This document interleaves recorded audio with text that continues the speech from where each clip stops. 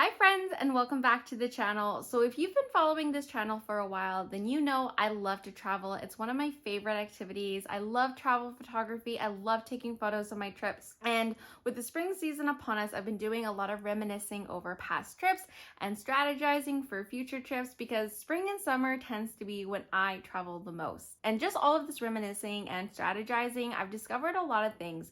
So today I wanted to impart to you 5 lessons that I've learned from photographing past trips, so hopefully you can learn from my mistakes. Now there's a lot of videos out there that talk to you about, travel photography tips and how to get the perfect photo of the Taj Mahal or beautiful landscapes out there, and this video and these lessons are more about if you are photographing a trip, your vacation with friends and family. So let's get into it. So lesson number 1 is learning to be flexible. So I don't know about you, but when I'm on vacation or on a trip, I definitely don't have 2 hours at a location. I'm oftentimes not even there at a favorable time, or there's going to be crowds that I have to work with. So learning to be flexible, learning to work with what you have and the conditions that you have goes a long way. So I like to have like a pocket full of like tips and tricks that I can pull from so I can make the best of the situation. So I feel like a good example here is learning to work with crowds. So oftentimes, like I said, I'm not there for 2 hours or at the best of times,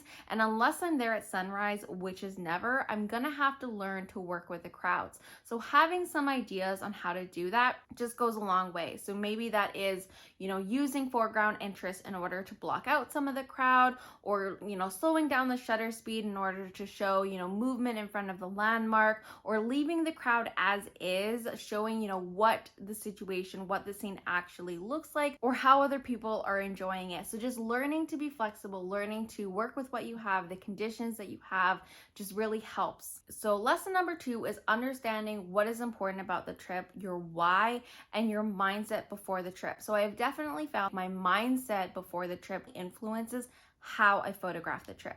So to take you back to like Greece in 2019 and Denver in 2020, during those times, I wasn't super into photography. Of course, I love taking photos of our trips still, and I've been documenting our family trips for a while. So it was pretty obvious back then that why I was taking the photos was to have memories, was to have a keepsake afterwards. But as I got more into photography, I definitely found why I was taking photos while I was on trip definitely changed. And so how I was photographing those trips changed too. If we're being honest here, although I love some of the photos that came out of, my honeymoon to Vancouver Island, I actually don't love how the story feels. I don't feel like it accurately describes or captures the feelings that we had and the experiences that we had while on that trip. So that's something I'm trying really hard to do for the next time, for the next trip that we take, is really understanding what is important about this trip, why I am taking the photos, and so I have a better balance in the photos afterwards. So lesson number 3 is to photograph in a story format. Now this might come down to personal preference, but I love photographing in a story format so I can clearly see afterwards, where we were, what we were doing, what we were experiencing. So having, environmental photos and detail photos, and then photos of us and what we're experiencing. And that way too, when you're putting the photos together afterwards, yes, you have photos that you can put to Instagram and Facebook that are, outward facing, but then also if you want to put the photos in like a photo book or something, you have a storyline to your photos. The dangerous part for me here is spending too much time capturing those environmental and detailed photos that I end up, missing the moment or not spending enough time actually capturing and documenting what we're experiencing. Lesson number 4 is to get in front of the camera.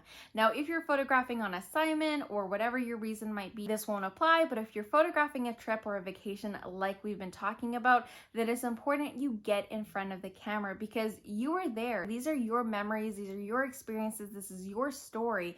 And I know it can be awkward. I don't always love getting in front of the camera or having my photo taken because I'm self-conscious too of what I look like and what other people think.